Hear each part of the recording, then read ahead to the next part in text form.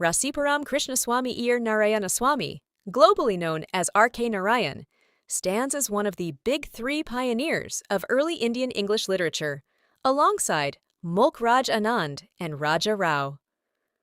Born on October 10, 1906 in Madras, now Chennai, Narayan is best remembered for creating the immortal fictional town of Malgudi, a microcosm of India, where the traditional and the modern constantly collide with gentle irony. Narayan's writing style is celebrated for its simplicity, humor, and unpretentious realism. Unlike many of his contemporaries, he avoided heavy political messaging, choosing instead to focus on the everyday lives, eccentricities, and small-town struggles of the Indian middle class. His breakthrough came with the help of the British novelist Graham Greene, who helped publish his debut novel, Swami and Friends, in 1935. In The Vendor of Sweets, Narayan utilizes his signature gentle irony to explore the generational gap between Jagan, a devout follower of Gandhi and a candy maker, and his westernized son, Mali. Narayan passed away in 2001, leaving behind a legacy as a master storyteller who proved that the most profound human truths are often found in the most ordinary lives. The novel opens with Jagan stating his core philosophy: conquer taste, and you will have conquered the self. He sits in his shop, He beneath sits in a his framed shop picture beneath of the a goddess framed picture Lakshmi, of the where he goddess begins each Lakshmi, day with prayers, where he begins jasmine each day garlands, with and prayers, incense. jasmine The garlands, and atmosphere is a incense. blend of religious scents, The atmosphere and the is a smell blend of of religious sweetmeats scents frying in and the ghee. smell of We are sweetmeats introduced to the frying in cousin, ghee. a man about We are town and introduced to the professional cousin, listener, who a man visits about Jagan town every and day at professional listener 4:30 who visits p.m. Jagan The every cousin day enters the at kitchen to 4:30 sample p.m. sweets and returns to The discuss cousin market enters the rumors, kitchen to sample such as sweets potential and government returns price to hikes discuss on market sugar. rumors, Jagan such as attempts to potential downplay the government price quality of hikes his on own sugar. sweets, calling them Jagan old attempts to recipes in a downplay new the shape. quality of his But the own cousin sweets, calling disagrees. them old Jagan recipes proudly in a new announces his shape. latest health But the feat, cousin giving up disagrees. salt and advocating for Jagan natural proudly salt, announces which his the latest cousin health feat, humorously interprets giving as up sweat. salt and Jagan is advocating for described natural as salt, 55 years old which with the a cousin slight, humorously elfish interprets appearance. as sweat. Jagan is described as 55 years old, with a slight elfish appearance. This page details Jagan's strict Gandhian lifestyle. He wears hand-spun khadi, spins yarn for an hour daily, and avoids seeing himself in a mirror, calling it an intolerable European habit. Most notably, he wears sandals made from the hide of animals that died of old age, as he refuses to have a creature killed for his comfort. He used to tan the leather himself at home, a process so smelly that it alienated his wife and son. Jagan recalls how the presence of rotting leather at home nearly blasted his domestic life. Even as his wife lay dying, he suspected her last words were a request to throw away the leather. Returning to the present, Jagan tells the cousin he has also given up sugar in favor of honey and has replaced rice with stone-ground wheat. The cousin questions why Jagan continues to work and earn money if he has perfected the art of living on nothing. As 6 p.m. approaches, Jagan prepares for his counting hour. He sits on a century-old wooden chair, built by his father, which is elevated on a platform like a throne. From this height, he watches over his employees and customers with a sense of authority and fulfillment. The chair has a history involving an Englishman named Mr. Noble, whose portrait was eventually replaced by the picture of a god in the family loft. Jagan reads the Bhagavad Gita, but remains alert to the sounds of the shop.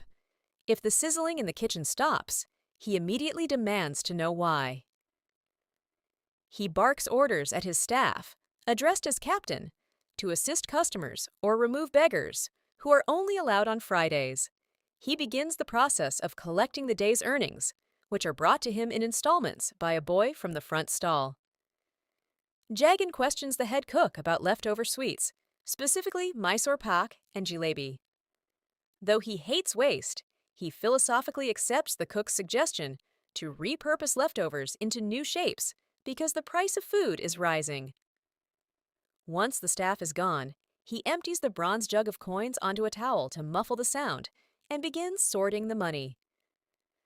Jagan records his official earnings in a ledger, but keeps a separate notebook for free cash, money earned after 6 p.m. that he considers tax-free. He ties this cash into bundles to be hidden at home. Finally, He secures the shop with a massive, village-made brass lock, orders the watchman to be vigilant, and ends his workday. After leaving his sweet shop, Jagan walks through Malgudi and passes a printing press owned by Nataraj. This press has been working on Jagan's book, a major work on nature cure and natural diet, for several years. The slow progress of the printing reflects the casual pace of life in Malgudi and Jagan's own impractical idealism. Although he is passionate about reforming the country's health, his ideas remain unpublished and hidden from the public. During his walk, Jagan notices a vagrant waiting for dinner leftovers, which prompts him to reflect on poverty and social inequality. He views these complex national problems through the narrow lens of his own philosophy, believing the country would improve if everyone followed a simpler, more disciplined life of natural living. As he passes the statue of Sir Frederick Lawley, which now serves as a social gathering spot for students rather than a city boundary, he eagerly searches for his son, Molly, among the crowds. This reveals his deep emotional attachment to his son, whom he views as a symbol of hope and success. Returning to his ancestral home, Jagan reflects on his father's humble beginnings and how he built the family house through hard work and sound living. Jagan has unquestioningly inherited his father's rigid beliefs regarding health and self-control, such as using a margosa, neem twig, instead of a toothbrush.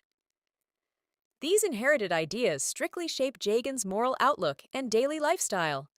The chapter reveals that Jagan's devotion to his theories caused significant tension with his late wife, who represented a more practical approach to life.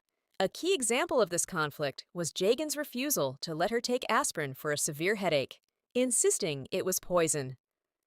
This episode highlights Jagan's extremism and his tendency to let his rigid ideals override common sense and compassion for others' emotional or physical needs. Foundations of central conflict. Ultimately, Chapter 2 establishes the primary themes of the novel: the tension between tradition and modernity, the gap between idealism and practicality, and the growing divide between parental authority and the independence of the youth. The chapter focuses on the growing communication gap between Jagan and his son, Molly.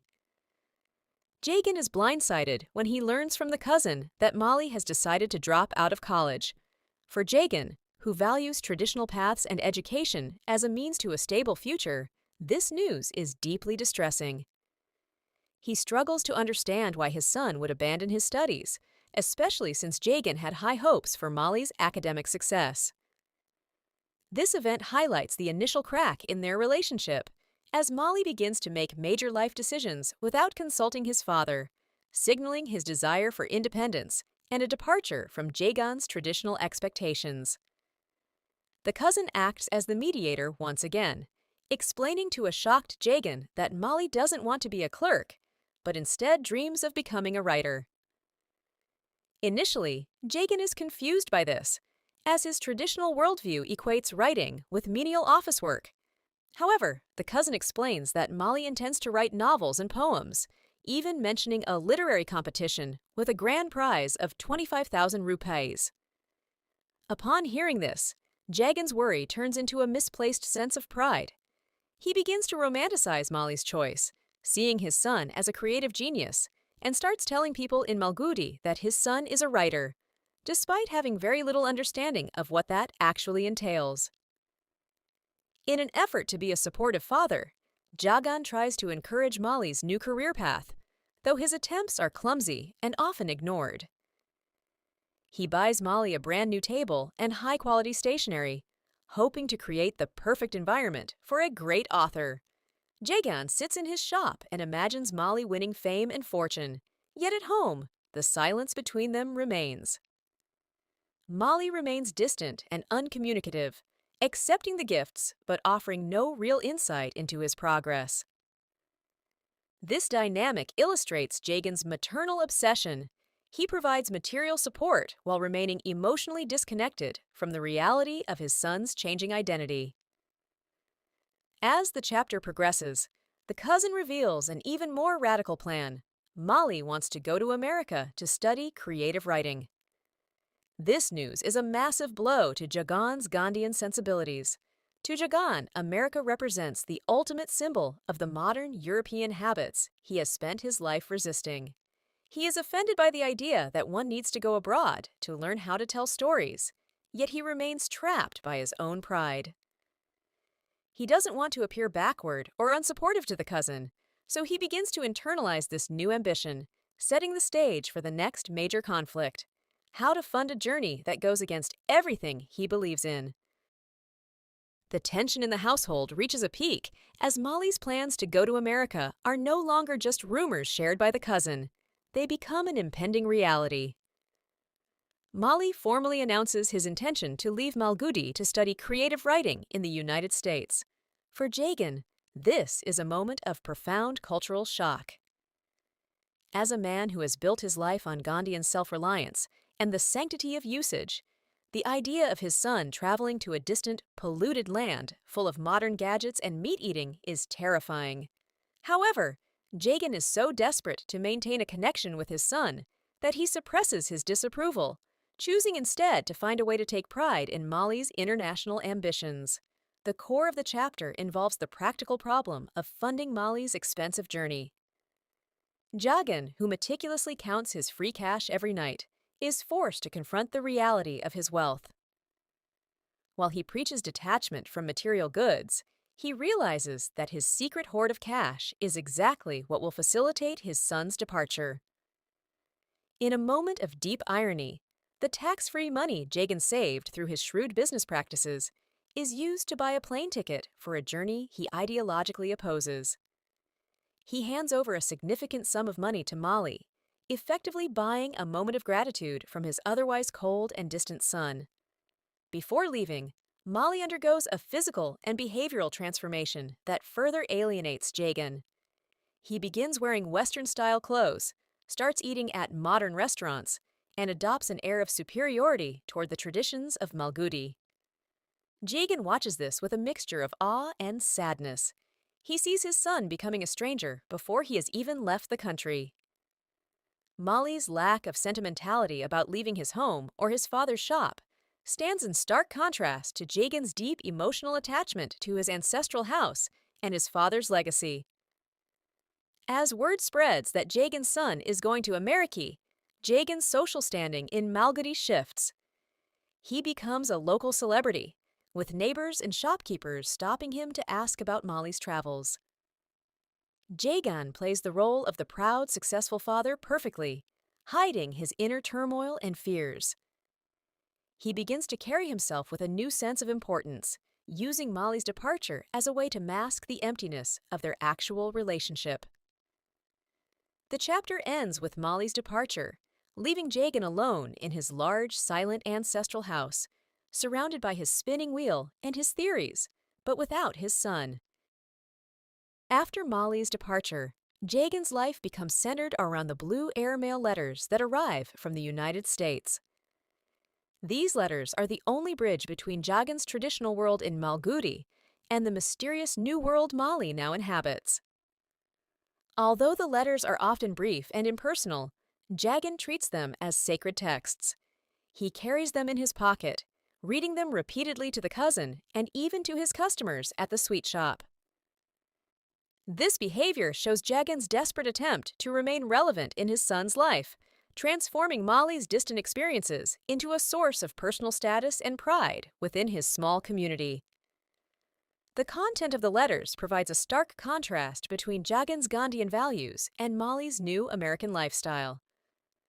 Molly writes about the efficiency of the West, the abundance of meat eating, and the modern technology he encounters, while Jagan is internally horrified by the idea of Molly consuming beef or living in a polluted culture.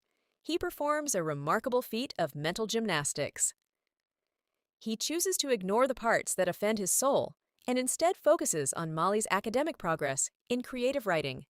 He tells the townspeople that his son is mastering the art of storytelling, conveniently omitting any details that would suggest Molly has abandoned his Indian heritage. Jagan becomes obsessed with the idea of Molly's success as a writer. He begins to tell everyone that Molly is writing a green book, likely a reference to a specific project or notebook Molly mentioned. In Jagan's mind, this book will be a masterpiece that justifies the massive financial sacrifice he made. He imagines Molly returning as a famous, wealthy author who will bring honor to the family name. This obsession reflects Jagan's maternal nature.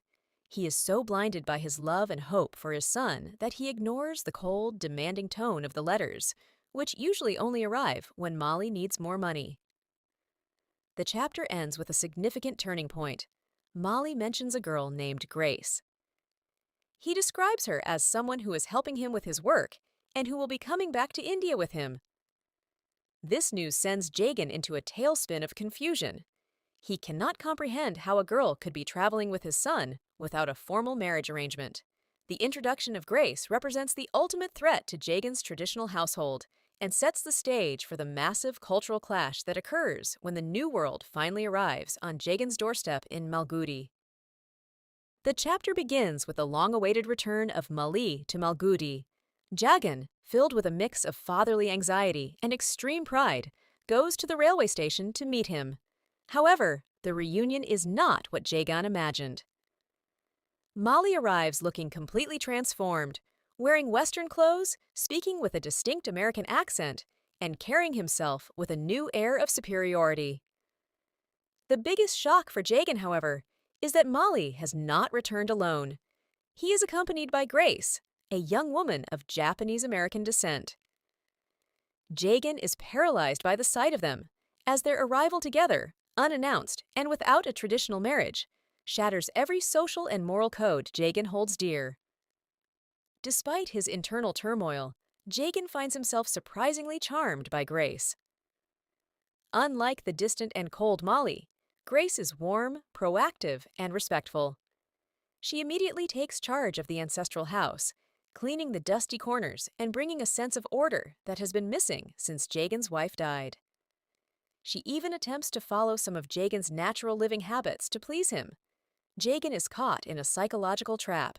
He is horrified by the sin of their living arrangement, yet he deeply enjoys the domestic comfort and attention Grace provides. He begins to tell himself that perhaps they are married in the American way, using self-delusion to maintain his peace of mind. The central conflict of the chapter shifts from the personal to the professional when Molly finally reveals his true reason for returning. He has not come back to run the sweet shop or to write novels by hand.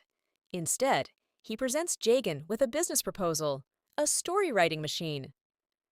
Molly explains that in America, technology can do everything, and he wants to start a factory in Malgudi to mass-produce these machines.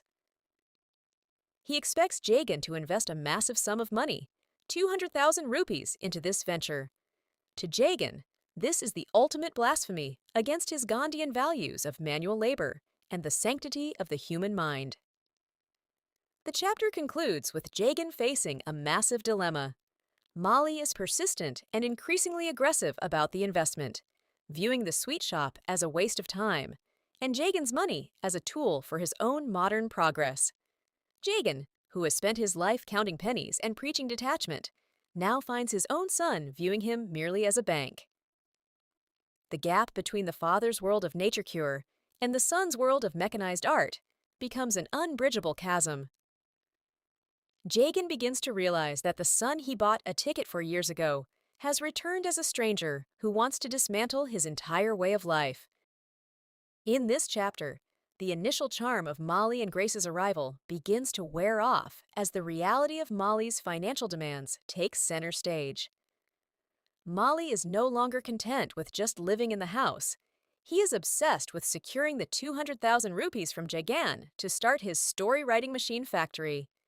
He treats the sweet shop with open contempt, calling it a petty trade, and pressures Jagan to sell his assets or use his savings to fund this modern venture.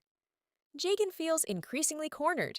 He is a man who measures success by the steady clink of coins in a bronze jug, and the idea of handing over a fortune for a machine that manufactures stories feels like a spiritual and financial suicide. To cope with Molly's aggressive sales pitches, Jagan adopts a classic Gandhian tactic, passive resistance through silence. Whenever Molly begins to talk about the factory, blueprints, or interest rates, Jagan retreats into his shell. He spends more time at the shop, reads the Bhagavad Gita with renewed intensity, and tries to avoid any one-on-one conversations with his son. He hopes that by ignoring the proposal, it will simply go away. However, this evasion only frustrates Molly further, widening the emotional distance between them and turning the ancestral home into a place of cold, unspoken hostility. Recognizing that Molly and Jagan are at a total standstill, Grace steps in as the mediator. She tries to bridge the gap by explaining the logic of the machine to Jagan in a way she thinks he might understand. She appeals to his pride, suggesting that the factory would make the family famous and put Malgudi on the global map.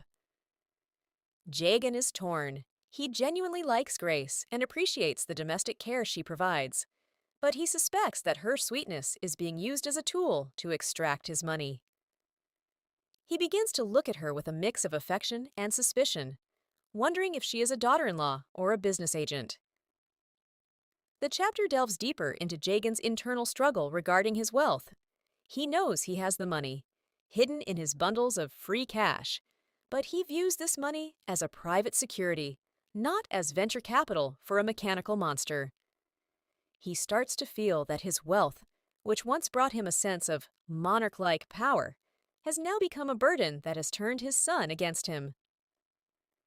The chapter ends with Jagan feeling like a prisoner in his own life, caught between his love for his son and his absolute horror of the modern mechanized world Molly represents. In this pivotal chapter, Jagan's world is turned upside down by a revelation that shatters his moral foundation. Through a conversation with a cousin, Jagan discovers the truth about Molly and Grace's relationship. They are not married. Molly and Grace have been living together in Jagan's ancestral home under the pretense of being a married couple, but they never actually performed any wedding rites in America or India. For a man like Jagan, who is deeply rooted in orthodox Hindu traditions and Gandhian morality, this news is catastrophic.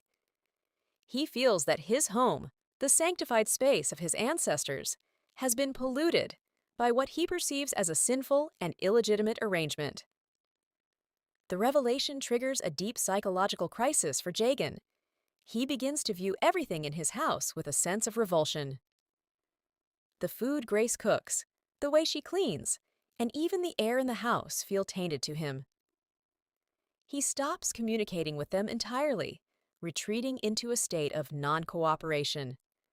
Jagan's identity as a father and a pure man is compromised. He feels he can no longer perform his daily prayers or read the Bhagavad Gita with a clear conscience while living under the same roof as an unmarried couple.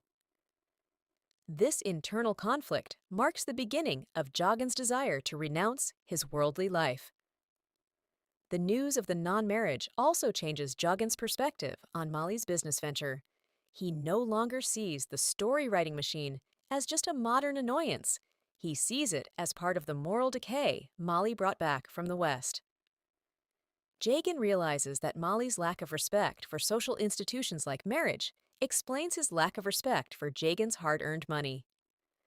The American dream that Jagan tried so hard to be proud of has officially turned into a nightmare of cultural and moral betrayal. He begins to see Molly not as a misunderstood genius, but as a stranger who has violated the sanctity of usage that Jagan holds dear. By the end of the chapter, Jagan's detachment from his business and his home reaches a breaking point. He finds it increasingly difficult to sit on his throne at the sweet shop or supervise his cooks. The clink of coins in his bronze jug no longer brings him the same monarch-like satisfaction.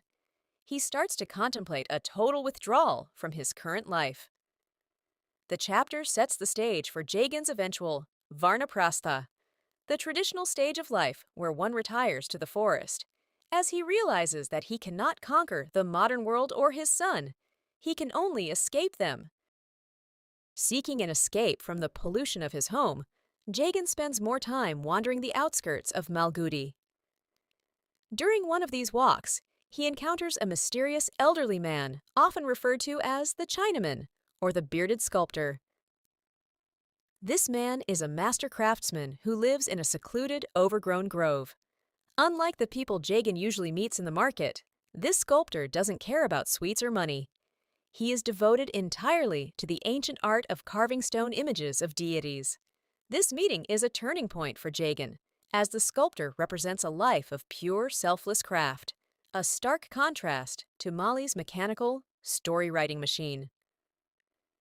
The sculptor takes Jagan to a hidden, dilapidated pond, where he is working on a monumental task, carving a statue of goddess Gayatri. He explains to Jagan that he needs a patron to help him complete the shrine. As the sculptor describes the spiritual significance of the five-faced goddess, Jagan feels a sense of peace he hasn't felt in years. He begins to see this project as a divine opportunity for Varnaprastha, the stage of life where one retires to contemplate God. The beauty of the stone and the serenity of the grove offer Jagan a holy exit from the mess of Mali and Grace's illegitimate relationship. For Jagan, the grove becomes a sanctuary. He starts to envision himself leaving the sweet shop and his ancestral house forever to live in this quiet forest, helping the sculptor complete the image of the goddess. This is not just a career change for Jagan. It is an emotional survival tactic. He realizes that he cannot change Mali or fix the sin in his house, but he can choose to remove himself from it. His Gandhian ideals of detachment start to shift from a theory he reads in the Gita to a practical plan for his final years. When Jagan returns home from the grove, he is more resolute than ever. When Mali tries once again to pressure him into signing the checks for the factory, Jagan remains remarkably calm. The story-writing machine now seems utterly insignificant compared to the timeless stone carving of the goddess. Jagan's silence is no longer out of fear, but out of a growing indifference. He has found a new throne, not the wooden chair in his shop, but the peaceful stone by the pond. The chapter ends with Jagan preparing his mind for a total departure from the life he has known for 55 years. In this chapter, Jagan's transformation into a state of non-existence within his own home reaches its peak. Following his decision to eventually renounce his worldly life, he adopts an extreme form of Gandhian non-cooperation. He stops talking to Mali and Grace entirely, treating them as if they are invisible.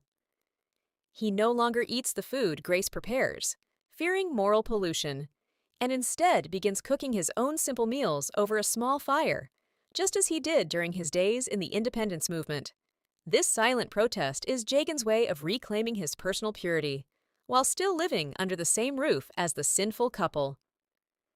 Mali, growing increasingly desperate as his American investors press him for progress, corners Jagan for a final decision on the story-writing machine settlement. He expects Jagan to sign over the 200,000 rupees immediately. However, Jagan surprises Mali with a calm, immovable refusal. He tells Mali that if he wants to be a businessman, he should earn the money himself or take over the sweet shop and run it as a proper trade. Jagan's newfound spiritual strength from the grove allows him to stand his ground against Mali's aggression, effectively killing Mali's dream of a mechanized literary empire. For the first time in the novel, the power dynamic shifts completely. Mali, who has always used Jagan's maternal affection and guilt to get his way, finds that his father is no longer susceptible to emotional blackmail.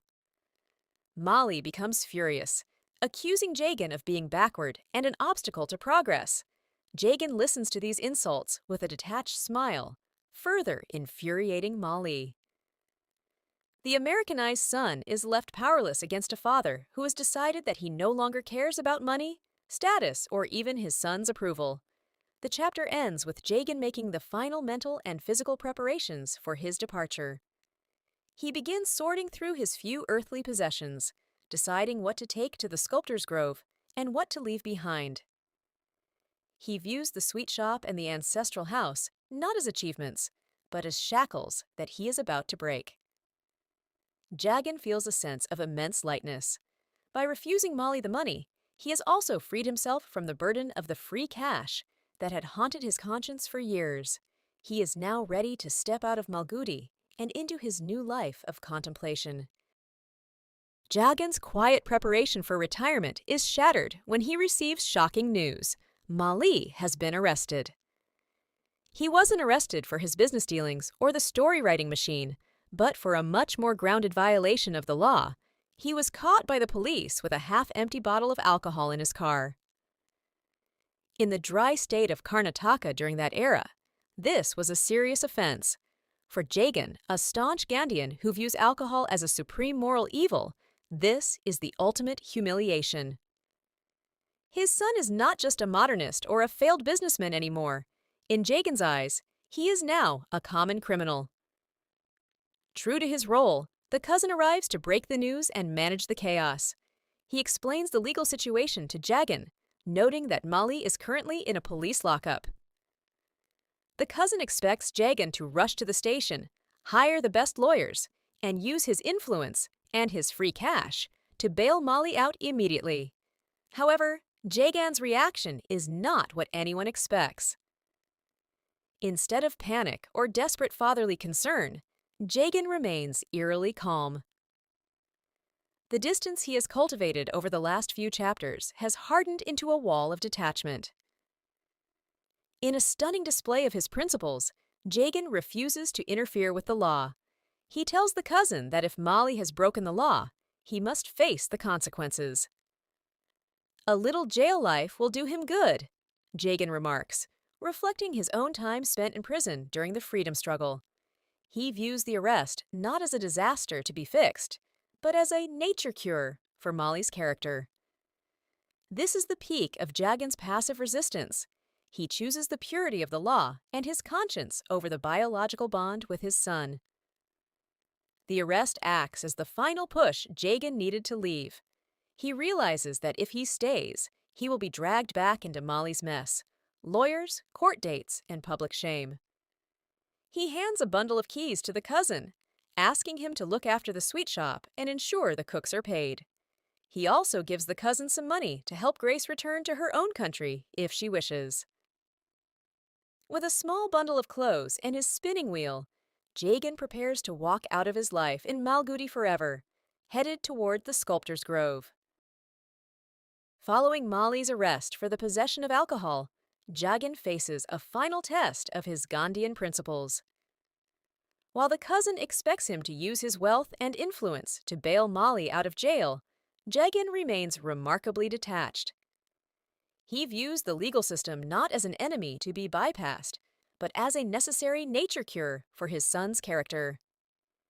He believes that a period of incarceration will force Molly to confront the reality of his actions, and perhaps instill the discipline that Jagan's own maternal indulgence failed to provide.